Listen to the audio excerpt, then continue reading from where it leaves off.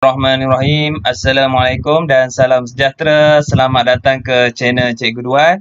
Bagi yang pertama kali masuk ke channel Cikgu, jangan lupa like, share dan subscribe dan tekan butang loceng di bawah supaya anda tak terlepas, tak rugi apa-apa video yang terbaru daripada Cikgu selepas ini. Okey, so untuk kali ini Cikgu ingin kongsikan bab 7 cahaya dan optik, sains tingkatan 5 KSSM. Okey, kredit kepada Cikgu Nur Razilah Khalid dari SMK Ulu Tiram, Johor kerana menyediakan slide yang sangat cantik ini. So Cikgu sebagai pemudah cara sahaja. Okey, kita pergi kepada 7.1 pembentukan imej oleh kanta. Okey, kanta, cembung dan kanta cekung. Okey, kanta terbahagi kepada dua, cembung dan cekung. Cembung, tengok ni yang ni. Di sebelah kanan ni cembung. Yang ni yang kurus ni kita panggil cekung. Macam muka cekung kuruh tu kita panggil cekung. Yang ni lah. Okey, so yang gemuk ni kita panggil cembung. Tu kanta. Kanta merupakan medium lux sinar seperti kaca yang mempunyai satu atau dua permukaan melengkung. Okey. Kanta, okey, ni cikgu dah beritahu. Kalau bahasa Englishnya convex untuk cembung, bahasa Inggeris untuk cekung adalah concave.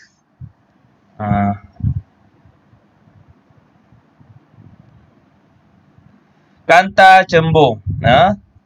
So yang ni sebahagian jenis-jenis kanta cembung, dui cembung, ada plano cembung ataupun meniskus cembung. Manakala kanta cekung, dewi cekung, plano cekung, ini kuruh ni kan, dewi cekung. Yang separuh ni plano cekung. So yang ni berat ke kanan, meniskus cekung. Ni jenis-jenis kanta.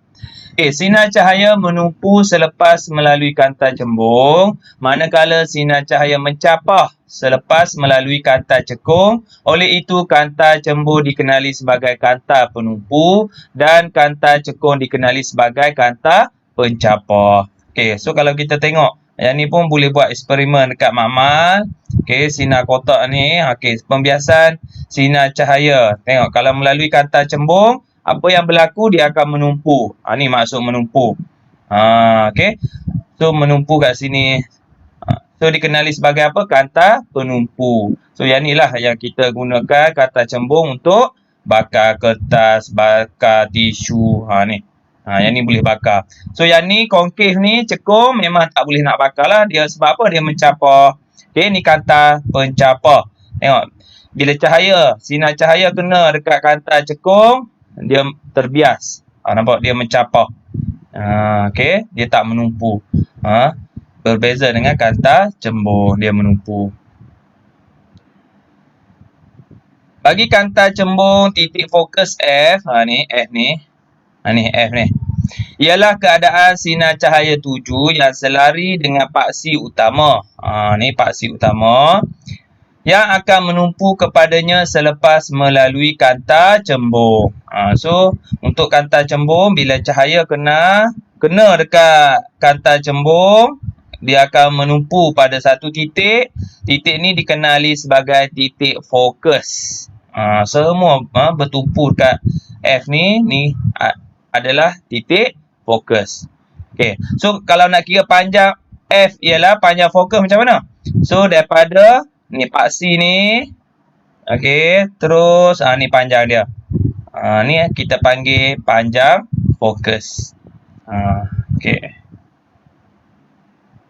Okey, macam mana pula dengan kanta cekung? Apabila sinar cahaya yang mencapah selepas melalui suatu kanta cekung diekstrapolasikan ke belakang, diterbalikkan ke belakang, sinar cahaya ini akan bersilang pada suatu titik. Titik ini ialah titik fokus F bagi kanta cekung tersebut. So yang ni pula kanta cekung kena dekat kanta, dia main terbalik. Terbalik kat sini, dia akan menumpu di depan ni. Tadi sebelah kanan, yang ni di sebelah kiri. Okey. So, kanta cekung dia terbalik, di belakang dia ada titik fokus. Ni.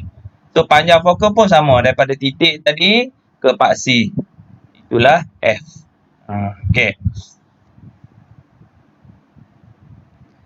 Menentukan panjang fokus pada suatu kanta. Okey, kalau kita tengok sini ni kanta cembung. Okey.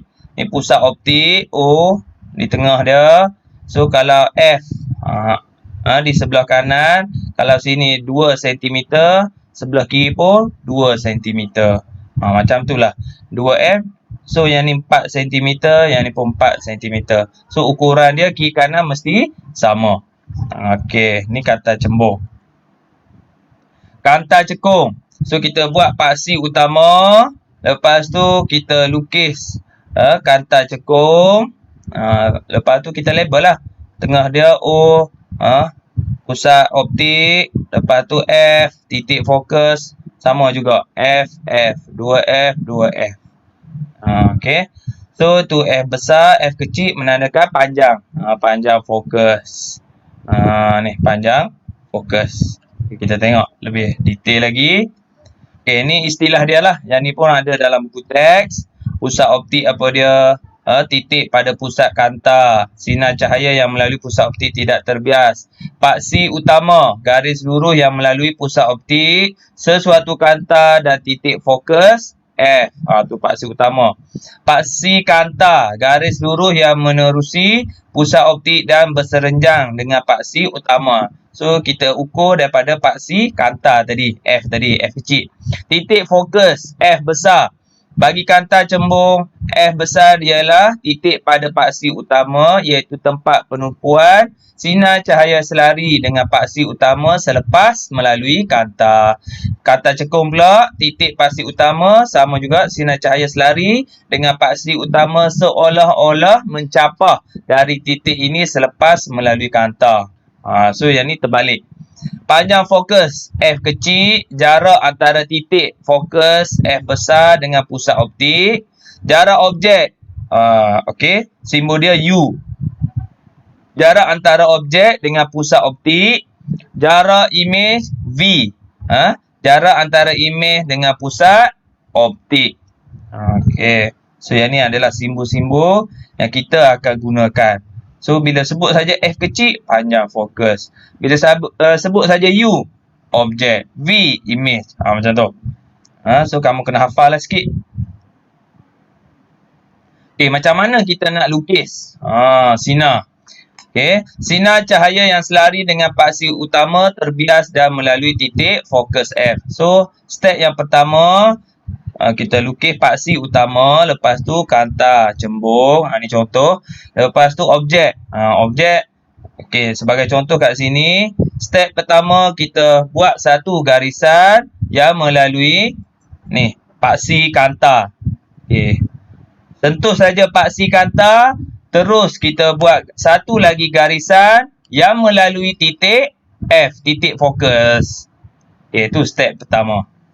Okey. Straight macam ni, dah kena. Yang kena titik yang ni, yang putus-putus ni. Kena putus-putus, barulah belok ke, terus melalui titik fokus. Okey. Itu step pertama. Step kedua, sinar cahaya yang menuju ke pusat optik bergerak pada garis lurus melalui pusat optik tanpa terbias. So, ambil daripada objek tadi, terus melalui O, pusat optik, dan terus buat garis panjang. So, dia akan bertindih kat sini. So, yang bertindih tu apa dia? Adalah image yang nyata. Kat sini. Image. So, sebelah ni objek. Yang ni adalah image. Itu. Ada dua step je. Sama juga dengan kanta cekung. Step pertama, sinar cahaya yang selari dengan paksi utama terbias dan seolah-olah dari titik fokus. So, gariskan kena dengan paksi kanta, terus mencapah. Okey, lepas tu, garisan ni mesti kena melalui titik fokus. Titik fokus dia terbaliklah kat sini. Ni untuk kanta cekung. Allah. Yang kedua, sinar cahaya yang menuju ke pusat optik bergerak pada garis lurus melalui pusat optik tanpa terbias. Oh, ni tak nampak, tak apa. Yang ni daripada anak panah ni terus kena di tengah-tengah ni. Terus garis terus je. Okey, so dia akan bertindih pada dua garisan ni. Okey, bertindih. So inilah image dia. Okey. Ni contoh gambar rajah sinar.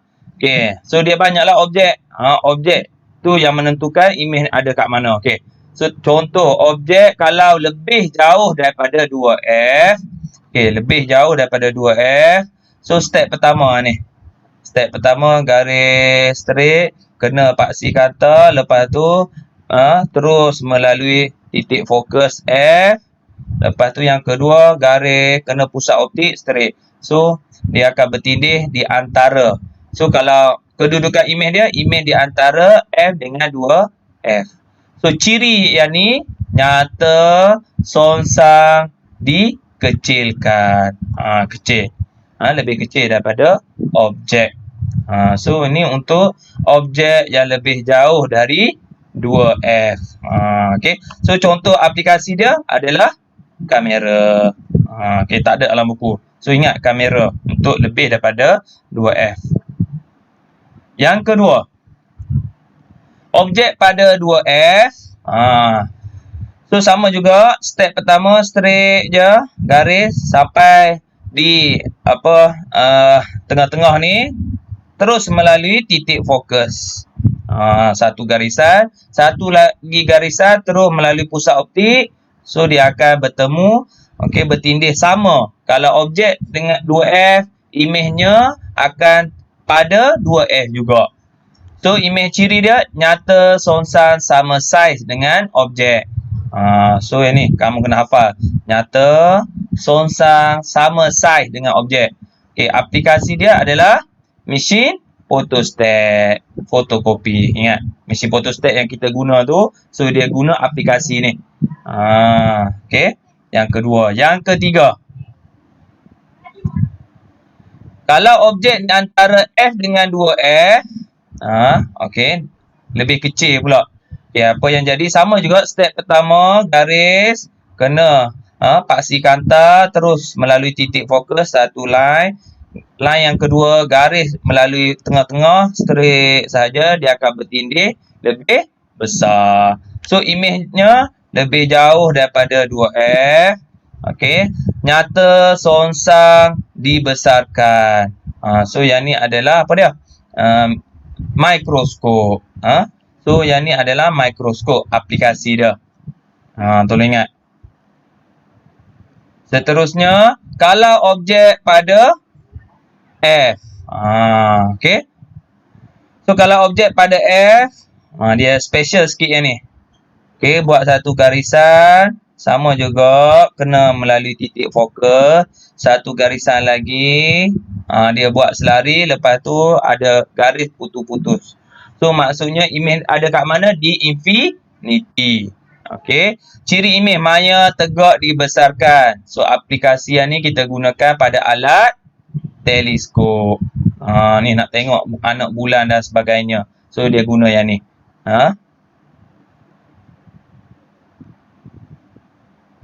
Seterusnya, objek di antara F dengan pusat optik. Dia bagi tahu dah, digunakan sebagai kanta pembesar. Okey, sama juga satu line kena paksi kanta terus melalui F. Satu line lagi kena pusat optik, lepas tu buat garis putus-putus. So bertindih kat sini, so imej dia di belakang objek ni. So jarak imej lebih jauh daripada F.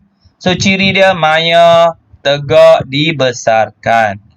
So yang ni aplikasi untuk kanta pembesar. Untuk kanta cekung dia ada satu je. Satu ni je.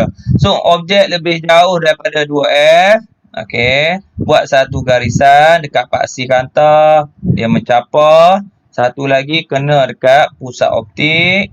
Okey, so dia akan bertindih, buat garis putus-putus ni. So dia akan bertindih kat sini. So ini adalah imej. Imej adalah di antara pusat optik dengan titik fokus. So di antara ni O dengan F ni. So Maya tegak dikecilkan. Tolong ingat, Maya tegak dikecilkan ciri dia. Okey, satu lagi objek di antara F dengan pusat optik. Okey. So sama juga satu line kena kantar, kena ni paksi kantar terus mencapai satu lagi. Okey, kena pusat optik. So imej yang terhasil okey di antara pusat optik dengan titik fokus. So sama lebih kurang je dengan yang tadi. Di antara F dengan O. Okey, Maya tegak dikecilkan. Cuma beza dia yang ni dikecilkan. Ciri imej yang dibentuk oleh kantar cekung mana-mana jarak objek ialah ni ya. So hafal yang ni je. Maya tegak dikecilkan. So berada di antara objek dengan kantar cekung. Okey. So objek kalau kat sini, so mesti duduk di tengah-tengah ni. So tu kena hafal. Wallahualam. Setakat itu saja perkongsian cikgu untuk kali ini. Kalau anda suka video cikgu, jangan lupa like, share dan subscribe dan tekan butang loceng di bawah. Sehingga berjumpa lagi dengan video akan datang dengan tajuk 7.2 peralatan optik. Wallahualam. Assalamualaikum.